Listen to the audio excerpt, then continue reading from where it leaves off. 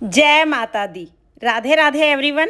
आज की वीडियो में हम जानेंगे कि नवरात्रि की चौकी हम कब उठाते हैं और जो भी सामान हमने चढ़ाया है उस सब सामान का हम क्या करते हैं। देखिए, नवरात्रि पूजा की चौकी दशहरे के दिन उठाई जाती है। हो सके तो पूरे 9 दिन तक माता रानी को घर में विराजमान रखें और दशहरे के दिन आप चौकी उठाएं। लेकिन अगर आपके घर में ये परंपरा है कि कन्या पूजन के बाद चौकी उठा देते हैं, तो फिर घर की परंपरा के अनुसार आप कन्या पूजन के बाद भी चौकी उठा सकते हैं और हो सके तो आप दशहरे के दिन ही चौकी उठाइएगा। चौकी कैसे उठाते हैं और सारे सामान का क्या करना है, चलिए एक एक करके मैं आपको बता देती हूँ।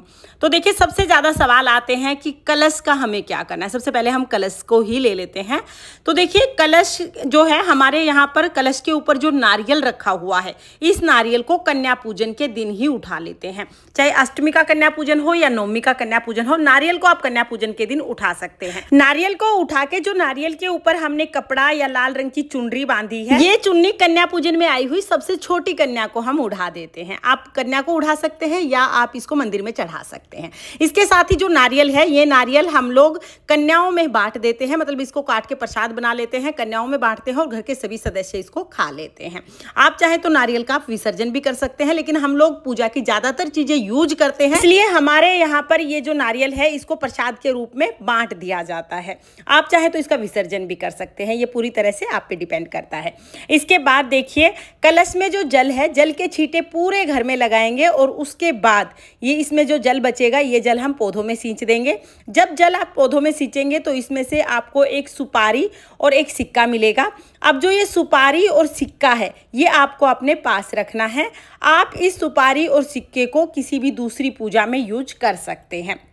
बाकी जो भी कलश में हमने डाला था वो सब चीज़ें हम सींच देंगे, सिर्फ हमें सुपारी और सिक्का रखना है और जल जो है वो पौधों में सींच देना है। इसके बाद जो जवारे हैं, इन जवारों में से देखिए, जवारे बहुत शुभ माने जाते हैं, माता रानी का प्रतीक माने जाते हैं, सुख समृद्धि का प्रतीक माने जाते हैं।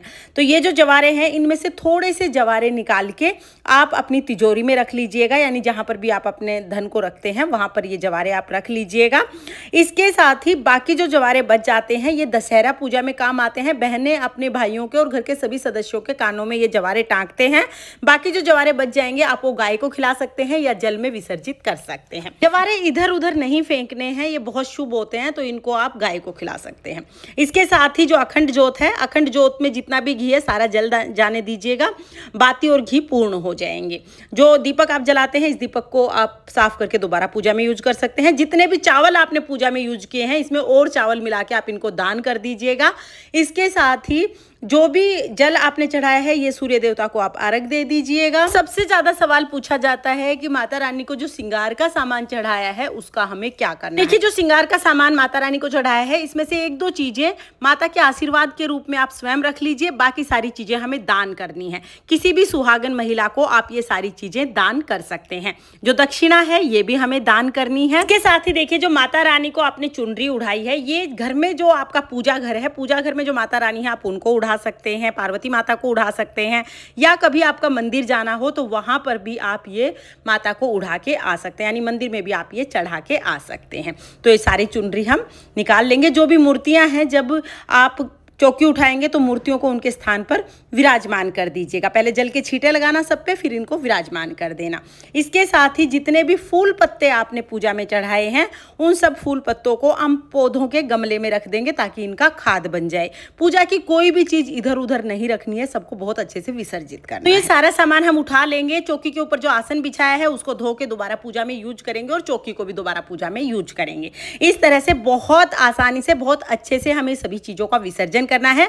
पूजा में इस्तेमाल हुई एक भी चीज को हमें इधर उधर रख के नहीं आना है, क्योंकि हम लोग इधर उधर रख के आते हैं, फिर वो चीजें इधर उधर पड़ती हुई डोलती हैं, जिससे हमारी आस्था पर सवाल खड़े हो जाते हैं। तो आप जब पूजा करें, पूजा में इस्तेमाल हुए सारी चीजों को बहुत अच्छे से विसर्जित कीजिए और कोशिश कीजिए कि ज्यादातर चीजें यूज हो जाएं। तो फ्रेंड्स, इस तरह से बहुत सरल तरीके से हम नवरात्रि की चौकी उठाएंगे। और चौकी कब उठानी है वो तो मैंने आपको बता ही दिया है। हो सके तो दशहरे के दिन चौकी उठाइएगा, लेकिन अगर आपके कुल की परंपरा है कि आप कन्या पूजन के दिन चौकी उठा देते हैं, तो अपनी कुल की परंपरा के अनुसार आप चौकी उठा दीजिए। अगर मैं अपनी बताऊं तो हम लोग जिस दिन कन्या पूजन करते हैं, नारियल उसी दिन उठा लेते हैं, लेकिन चौकी हम दशहरे के दिन उठाते हैं। पूरे 9 दिन तक माता रानी की चौकी घर में रहती है। जय माता दी। राधे राधे।